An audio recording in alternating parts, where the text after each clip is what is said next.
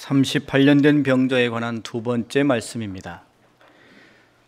38년이라는 오랜 투병 생활, 게다가 회복이 되기는커녕 오히려 병증이 깊어만 가던 그 병자, 그가 베데스다 연못에 여전히 머물며 꿋꿋이 견디며 하나님을 바라보며 은혜를 구하였기에 여전히 병증 가운데 소망이 보이지 않음에도 불구하고 하루하루 그 참담한 현실을 견뎌내며 이겨내고 있었기 때문에 우리 주님께서는 숱한 병자들 중에 유독 이 38년 된 병자를 주목하시고 그의 병을 고쳐주셨습니다. 위기와 역경과 고통의 삶 속에서 하루하루 순간순간 성도가 어떻게 삶을 살아가며 지금 무엇을 해야 하는지를 보여주는 은혜로운 사건입니다. 그런데 이 38년 된 병자에 관한 이야기는 여기서 끝나지 않습니다. 반전은 그날이 안식일이었다는 것에서부터 시작됩니다.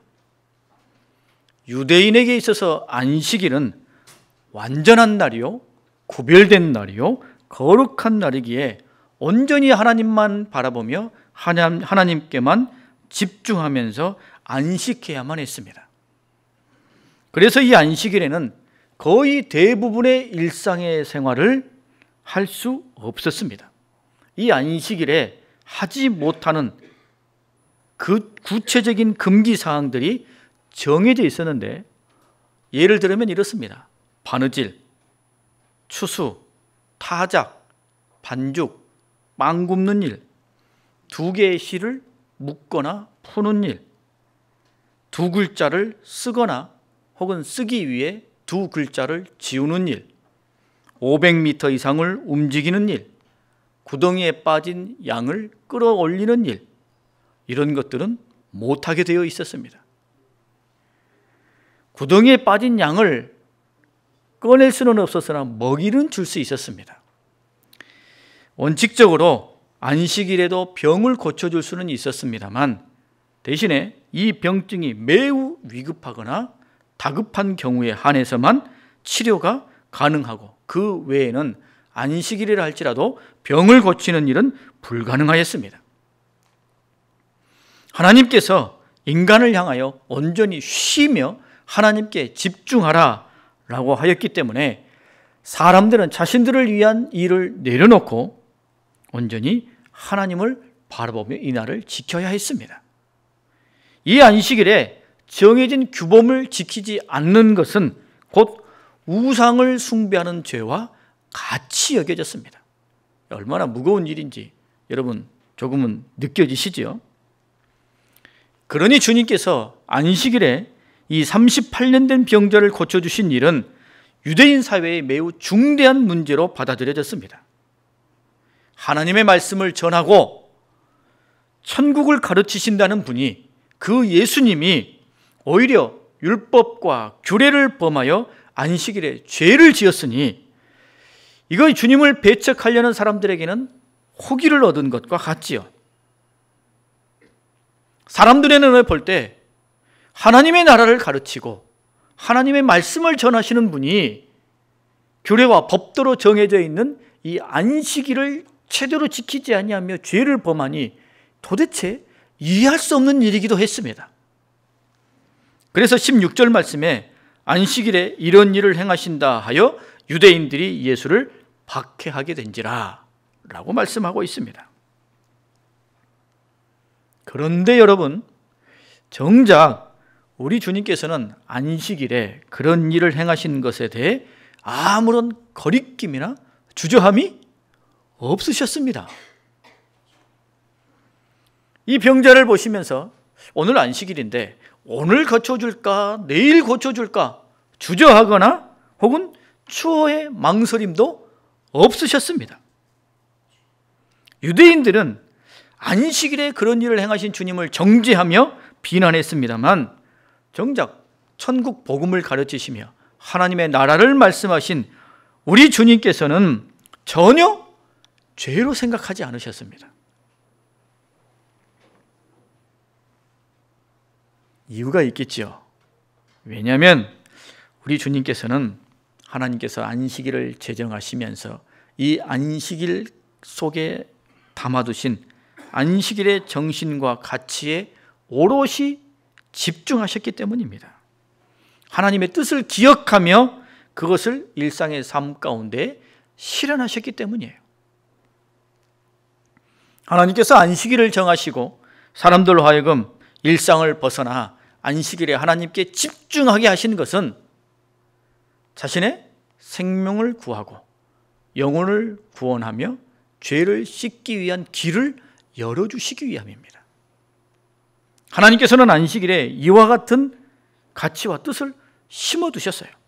온종일 온 마음 다해 하나님 앞에 집중하는 것을 통해 일상의 삶 속에서 자신이 범했던 죄, 그 죄를 깨끗이 씻는 사죄의 길이 열리고 그것을 통해 자신의 생명을 얻고 영혼이 구원받는 놀라운 일을 이룰 수 있기를 위해 하나님께서는 사람들을 향하여 안식일을 구별하여 거룩하게 지키라 라고 명령하신 것입니다. 그렇기 때문에 우리 주님께서 이 안식일에 더더욱 생명을 구원하고 영혼을 구원하는 일에 주저하지 않으신 것이죠. 안식일이기 때문에 더더욱 이 38년 된 병자를 고쳐주신 것이죠.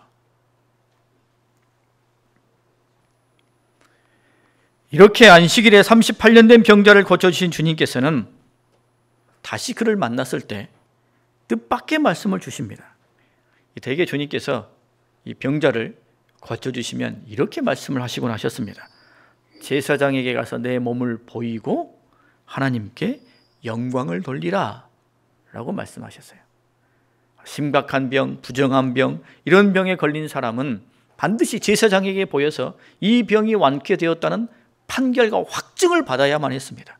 그래야 다시 공동체에 들어와 일상적인 사회생활을 할 수 있었기 때문이에요. 제사장에게 이 병을 나았다라는 확증을 얻고 그리고 병을 고쳐주신 하나님께 영광을 돌려라 라고 주님께서 말씀하곤 하셨는데, 이 38년 된 병자, 지금은 깨끗이 나은 그에게 주님께서 이렇게 말씀을 해주십니다. 14절 말씀에 보라 내가 나았으니 더 심한 것이 생기지 않게 다시는 죄를 범하지 말라 라고 말씀하십니다. 이게 도대체 무슨 말씀입니까? 지난 38년 동안 어마어마한 병에 걸려서 그의 모든 것을 다 잃어버리지 않았습니까? 그런데 주님께서 더 큰 병이 생기지 않도록 뭐 하지 말라고요? 죄를 범하지 말라라고 말씀하십니다. 더 큰 병이 생기지 않도록 섭생을 잘하고 운동도 하고 또 잘 쉬고 스트레스 받지 말고 마음 편안하게 먹어라 라고 주님께서 말씀하신 것이 아니라 더 심한 질병이 생기지 않도록 죄를 범하지 말라라고 말씀하신 것입니다. 병이 생기는 원인은 여러 가지 있지 않습니까? 몸이 약해졌거나 병균이 몸에 침투했거나 혹은 몸의 한 곳에 기능이 저하됐거나 혹은 무리를 함으로 인해 전체적으로 균형이 무너졌거나 등등 여러 가지 다양한 원인이 있습니다. 그런데 주님께서 오늘 이 38년 된 병자, 이 38년 동안 고통받았던 이 사람의 그 병의 원인은 뭐였다고요? 죄였다고 말씀하시는 거예요. 그 사람의 그 병은 죄 때문이었다는 거예요. 여러분 오해하지 마십시오. 예수님께서 모든 병이 다 죄 때문이라고 말씀하신 게 아닙니다. 요한복음 9장에 보면 소경된 사람이 있습니다. 제자들이 이 소경에 대해서 묻습니다. 주님, 이가 소경이 된 것이 그의 부모의 죄 때문입니까? 그의 죄 때문입니까? 라고 묻습니다. 근데 주님께서 뭐라고 말씀하셔요? 죄 때문이 아니다라고 말씀하셔요. 모든 병이 다 죄로 인해 생긴 것은 아닙니다만 이 사람에게 있어서 이 병만큼은 뭐 때문이라고요? 죄 때문이라는 거예요.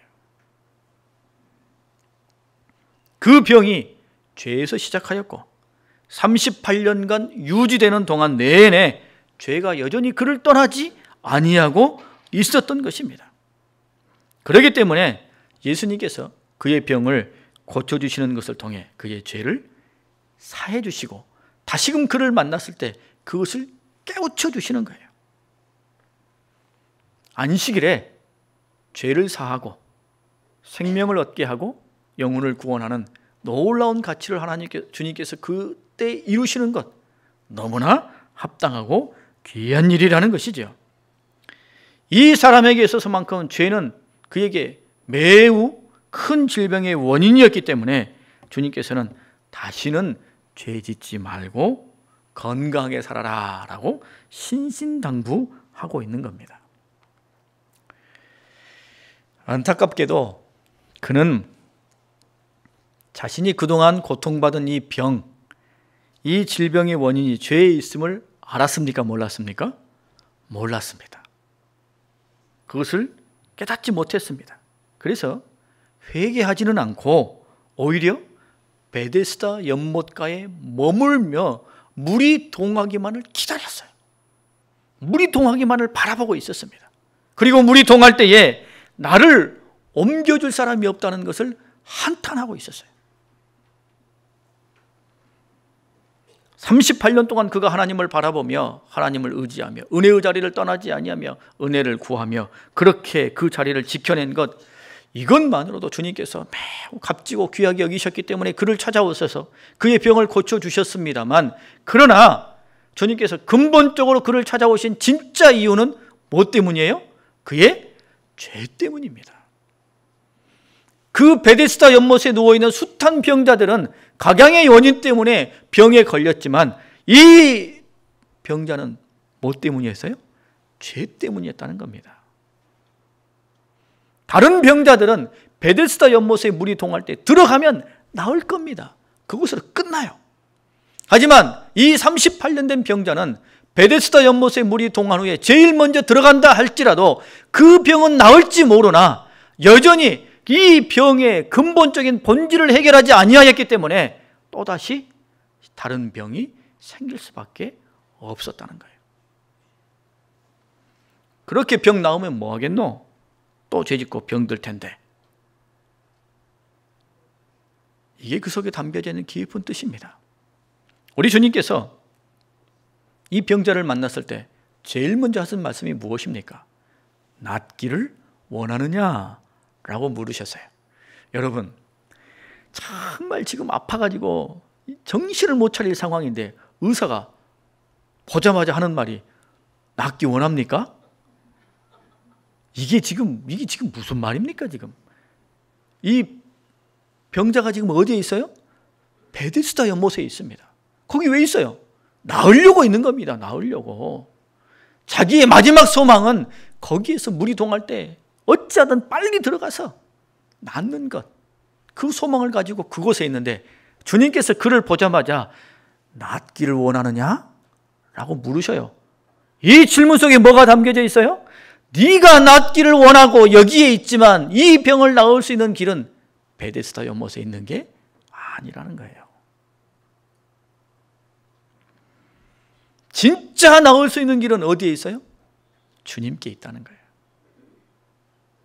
지금 이 사람이 정신 못 차려서 자기 죄, 자기 허물 이런 건 생각지도 않고 주야 하나님 나 좀 고쳐주세요 하고 베데스다 연못에 38년이나 있었습니다.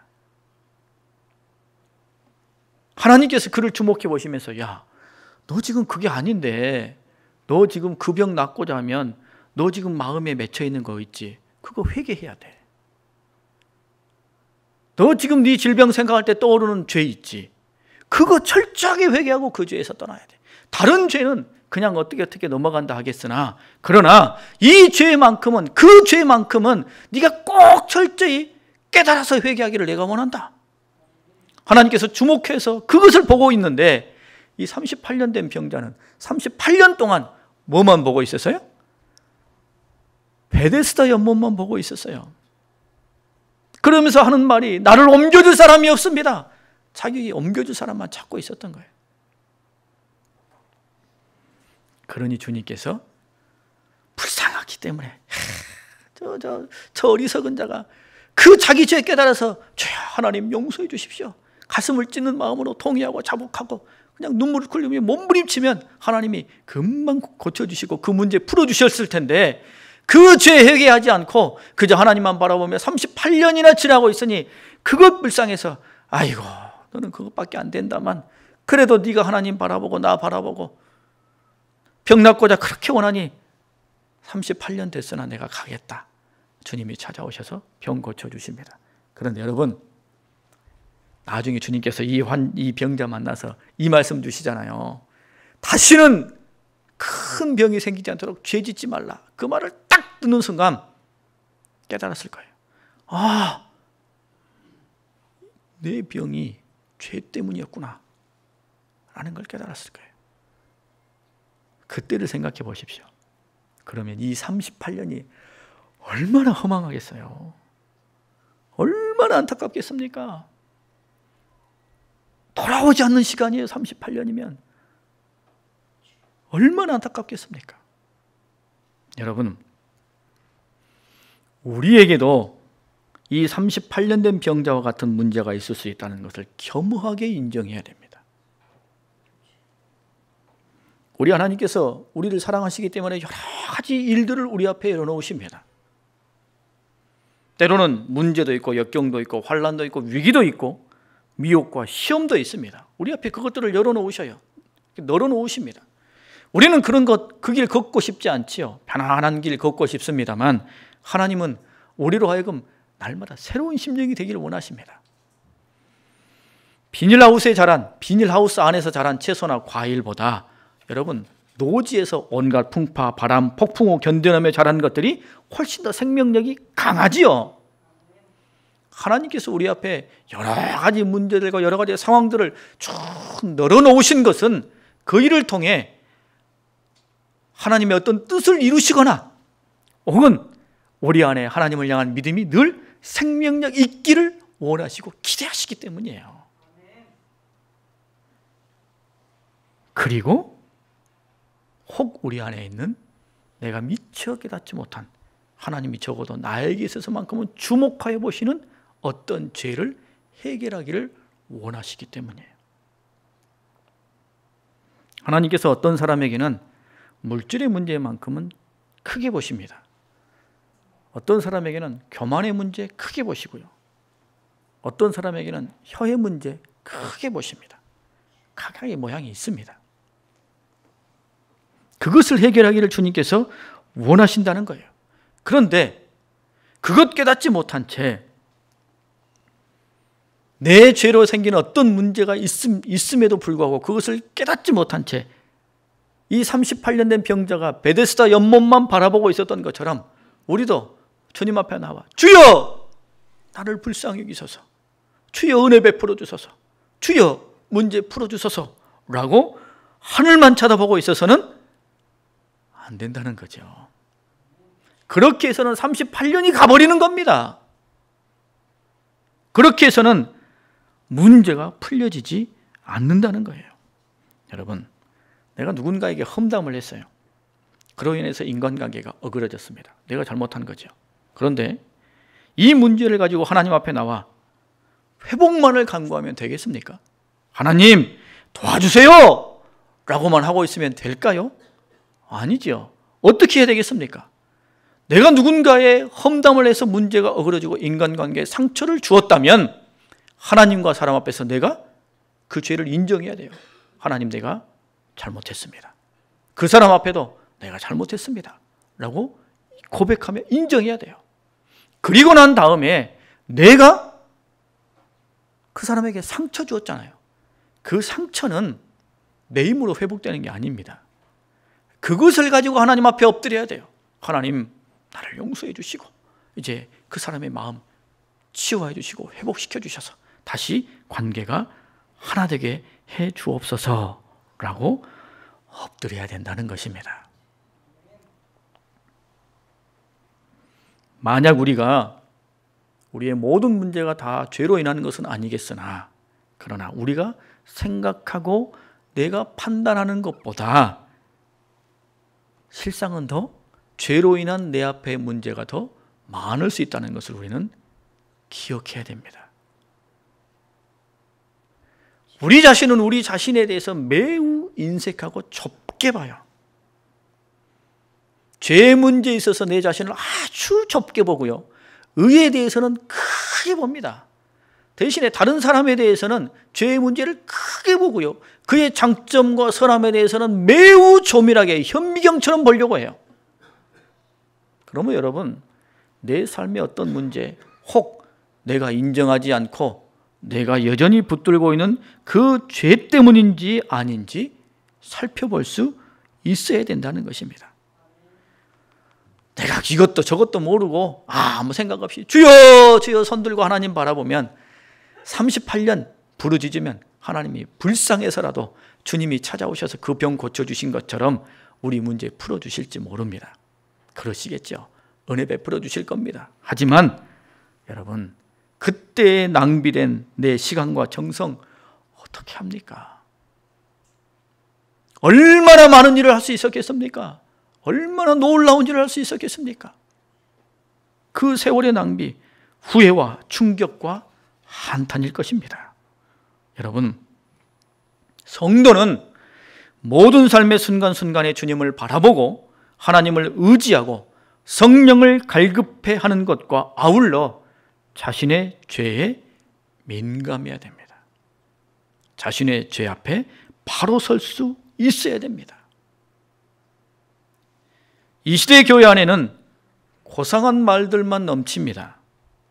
위로, 사랑, 회복, 평화, 배려, 너그러움, 포용, 모든 것들이 다 가하고 모든 것들이 다 용납되기에 아무것도 정죄할 것도 새로 깨달을 것도 없어 보입니다. 그건 잘못된 일입니다. 그것은 죄입니다. 라고 명백히 말하기를 주저하고 듣기를 힘들어합니다. 상처받을까 봐 쉬쉬하고 관계가 어그러질까 봐 그냥 묵혀둡니다. 하지만 고름은 절대 살이 되지 않습니다. 죄를 감춰준다고 해서 저절로 선이 되는 게 아닙니다.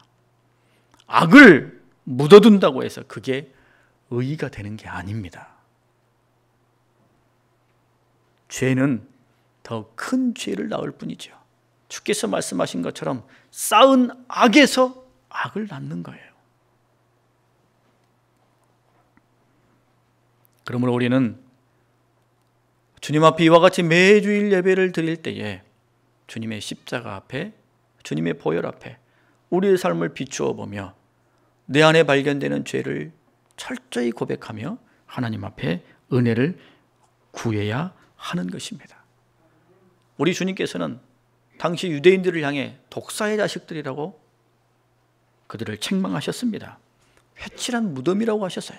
그리고 그렇게 사랑하시는 당신의 백성 그리스도인들을 향해서 모든 죄를 멀리하고 피하고 정결하고 구별된 삶을 살 것을 강력하게 요청하시면서 이렇게 말씀하셨습니다. 주님께서 당신의 백성들 그리스도인들에게 주시는 말씀, 새 사람을 입으라, 자기를 부인하고 자기 십자가를 지라, 이전 것은 지나갔으니 보라 새 것이 되었도다, 그리스도 안에서 살아라 라고 말씀하셔요. 이 말씀 속에는 이제는 과거로부터, 옛 구습으로부터, 죄로부터는 떠나라 라는 심오한 주님의 권면이 담겨져 있다는 것입니다. 여러분, 우리는 은혜를 구하는 만큼 내 안에 있는 죄, 가정과 삶 속에 있는 죄를 주목할 수 있어야 됩니다. 그럴 때 하나님의 은혜가 우리 가운데 정확하고 신속하게 임할 줄 믿습니다. 우리는 오후 예배를 통해 성도를 괴롭히는 7가지 대죄에 대해서 하나하나 알아가는 시간을 가지려고 합니다. 교만, 시기, 분노, 나태, 탐욕, 탐식, 정욕, 이것을 통해 내가 미처 알지 못했던, 깨닫지 못했던 저 깊은 곳에 감춰져 숨겨져 있었던 나의 죄성과 죄악을 끄집어내는 유익한 기회가 되리라 확신합니다. 저도 이것을 공부해 가면서 제 안에 있었던 깊은 죄성을 많이 발견하고 깨닫고 회개했습니다. 이번 주 주간에 국민일보에 미국의 사우스 이스턴 신학대학교의 척 로레스 교수라는 분이 쓴 책이 번역되어 그 책이 소개되었습니다. 책 제목이 꽤나 민감하게 번역이 되어 있는데 책 제목이 이렇습니다. 그대로 제가 읽어드리겠습니다. 교회 안에 못된 성도들이 있는 8가지 이유. 여기서의 성도는 저를 포함한 우리 모두를 뜻합니다. 제목은 꽤 민감합니다만 이 속에는 죄의 문제에 대해서 우리가 귀담아 들을 내용이 있습니다. 인간의 죄성의 요인 8가지를 밝히는데, 첫 번째는 사람이기에 민감한 상황이 닥치면 죄인의 모습이 다시 표출된다는 거예요. 이게 제일 큰 요인이라는 겁니다. 우리 안에 있는 죄성이 어떤 상황에 내몰리면 툭 하고 터져 나온다는 거예요. 삐져나온다는 거죠. 두 번째는 성도임에도 불구하고 예수님을 아직 정확하게 믿지 않기 때문에 이 죄성이 계속 삐져나온다는 거죠. 세 번째는 교회가 교인 수 증가시키는 데만 급급하여서 바르게 훈련하고 양육하고 교육하는데 관심을 쏟지 않기 때문에 그저 포장된 그리스도인으로 삶을 살다 보니 죄성이 삐져나온다는 겁니다. 네 번째는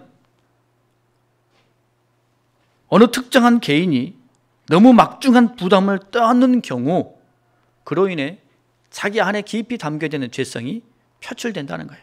혼자 너무 많은 일을 하게 되면 그걸 감당하지 못해서 결국은 죄성이 툭 하고 튀어나온다는 겁니다. 다섯 번째는 아직 성숙하지 못한 사람에게 너무나 빨리 힘과 영향력이 주어져 중책이 맡겨지는 경우 죄성이 튀어나온다는 겁니다. 여섯 번째는 자신의 죄에 대한 어떤 인식이 있음에도 불구하고 회개하기보다는 자신의 죄를 줄이기 위하여 다른 사람의 죄를 들춰내려는 마음이 튀어나오기 때문에 죄성이 발현된다는 것이고요. 일곱 번째는 분노를 조절하지 못하고, 여덟 번째는 교회가 성도를 잃는 것을 두려워하여 성도들의 무례와 불친절한 행위와 죄악을 모른 채 넘어가기 때문이다 라고 그 책에 그렇게 썼다고 번역자가 요약해서 신문에 기고를 한 걸 읽었습니다. 여러분, 우리는 죄를 짓기 위해서가 아니라 죄를 멀리하기 위해서 죄에 주목합니다. 우리는 언제나 우리 안에 있는, 내 안에 있는 깊은 죄와 그 죄성을 늘 주목하며 바라봐야 됩니다. 그리고 그 죄로 인해 혹 내 삶 가운데 일어나는 문제가 있다면 그 문제는 다른 방식으로는 안 됩니다. 베데스다 연못에 들어갔다 나온다 할지라도 그 병은 치유될지 모르겠으나 또 다른 본질이 해결되지 않았기 때문에 또 다른 것이 불쑥 더 중한 것이 튀어나올 수밖에 없습니다. 오늘 우리 가운데 어떤 문제를 생각할 때 내 마음에 남겨진 죄가 있다면, 깨닫고 생각나는 죄가 있다면 우리는 철저히 그것을 주님 앞에 회개해야 될 것입니다. 그것은 생각하지 아니하고 막무가내로 물이 동하기만을 기다렸다가는 하나님의 마음도 답답하고 우리 인생도 안타깝게 되는 것입니다. 여러분, 모든 것을 죄로 볼 수는 없으나 그러나 혹 내 안에 생각나는 죄가 있다면 언제나 주님의 십자가 앞에 벌거벗은 마음으로 두 손 들며 주님 앞에 납작 엎드리사 하나님의 놀라운 은혜, 생명의 은혜, 또 구원의 은혜, 죄사함의 은혜를 받는 은혜로운 삶이 될 수 있기를 바랍니다. 우리 함께 기도하겠습니다. 오늘 말씀을 생각하며